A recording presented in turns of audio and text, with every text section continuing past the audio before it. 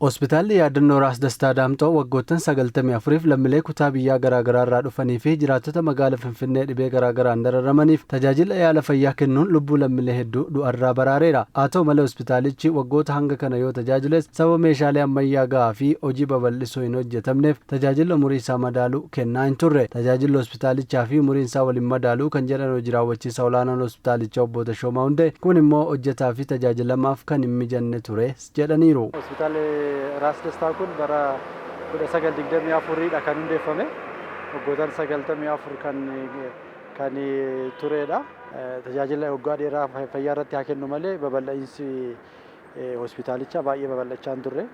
Gamoowwan ammaan dura jijjiiramsantu hanga ammaa jira. Tajaajila sadarkaa isaan eeggannee fi tajaajila nama dhukkubsataadhaafis mijaa'an ta'an dabalataan immoo dhukkubsichaa yookaan immoo yoo hakimootaaf illee karaa mijaa'an ta'an keessatti tajaajila kennaati kan ture. Komiin hawaasaas yeroodhaa gara yerootti komii hawaasaa jiraatu. Obbo Tashooman itti dabaluun rakkoo kana hunda irraa furuu fi tajaajila hospitaalichaa ammayyoomsuuf bulchiinsi magaalaa Finfinnee xiyyeeffannoo addaan yeroo gabaabaa keessatti gamoo abbaa darbii 7 ijaarsisuun babal'ina hospitaalichaa mirkaneesseera jedhaniiru. Ijaaramuu gamoo qofa osoo hin taane meeshaalee yaala fayyaaf barbaachisan kan yeroon barbaaduu fi sadarkaa isaanii kan eeggatan guutamu tajaajila balaa tasaa hanga tajaajila waliigalaatti iddoo itti kennamu kan qabu ta'us himaniiru. Gamoo kana keessatti tajaajilli dhukkuboota balaa tasaa irraa kaasee hanga tajaajila waliigalaatti kan kennu.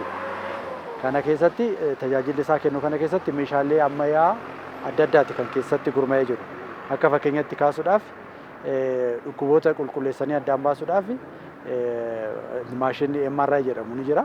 Maashinni MRI suni karaa salphaa ta'een dhukkuboota daddarbaa hin taane namni dhukkubsatee yoo dhufe al tokkotti adda baasitoo wal'aansa isaaf malu iddoo itti rakkoo san qabu adda baasee tajaajila kennuudhaaf gahee olaanaadha kan taphatu jechaadha. Giddugalli yaala fayyaa hospitaalicha keessatti ijaarame kun meeshaa raajii ittiin kaasan kan bakkaa bakkatti socho'ee tajaajilu kutaa baqaqsanii yaaluu keessatti sireewwan kanaan dura 3 turan amma gara 7tti ol dabalu kutaa wal'aansaa dhibee cimaatti sireewwan 5 qofa turan amma 19 ga'u sireen tajaajila waliigalaaf oolu 147 irraa gara 360tti ol guddachuu hojii raawwachiisaa olaanaan hospitaalichaa obbo Tashoomaa Hundee ibsaniiru. Akka obbo Tashoomaan jedhanitti giddugalli haaraa ijaarame kun karoora turizimii fayyaa bulchiinsi magaalichaa qabatee hojjetaa jiru milkeessuu keessatti gumaata kan qabu hojjetaa fi tajaajilamaaf haala mijataa kan uumedha. Ogeessonni yaala fayyaa hospitaalicha keessa hojjetan gama isaaniin giddugalli yaala fayyaa ammayyaan hospitaalicha keessatti meeshaalee yaala fayyaa gahaa ta'ee fi teekinooloojii ammayyaan dabalamee guuttachuun hojii akka isaaniif salphisee fi tajaajilamtootaaf illee haala mijataa kan uume ta'uu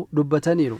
አሁን እዚህ ላይ ስትገባ የተስተካከለ ቦታ ለአይንህ የሚስብ amma gaafa asseentu bakka mijataa ijatti kan tolu iddoo oltee bultuu fi itti gammaddee kan hojjettudha. Tajaajilamtootaafis akkuma kana mijataadha. Tajaajila hunda bakka tokkotti argatu. Asitti kaardii baasu, asumatti wal'aanamu, asumatti raajii ka'u, asumatti laaboraatoorii hojjechiifatu. Qorichas asuma argatu. Kanaaf waan hunda asumatti xumuratanii deemu jechuudha. Rakkina baay'ee keessa dabarsine manni nuti qabnu mana moofaa waggaa dheeraaf kan hin haaromsamne haalli qulqullina isaa bakka dhukkubsatanitti dhukkubsatanii itti yaalaman meeshaa gahaan taaneen akkasumas immoo ogeessi illee dhiphina guddaa keessa ture. Kun akkuma argitan kana mana baay'ee advaansii ta'e ekseelii ta'e teekinooloojii barbaachisaa ta'e katamaa magaalaa kana keessa kan jiru hundaan kan guuttate akkasumas immoo ogeeyyiin fayyaa bakka itti boqotanii sirriitti hojii isaanii hojjetan rifreshmentii sammuu isaanii ittiin haaromsan koriidarii irratti qophaa'ee jira. Kanaaf amma baay'ee garaagarummaa cimaatu jira.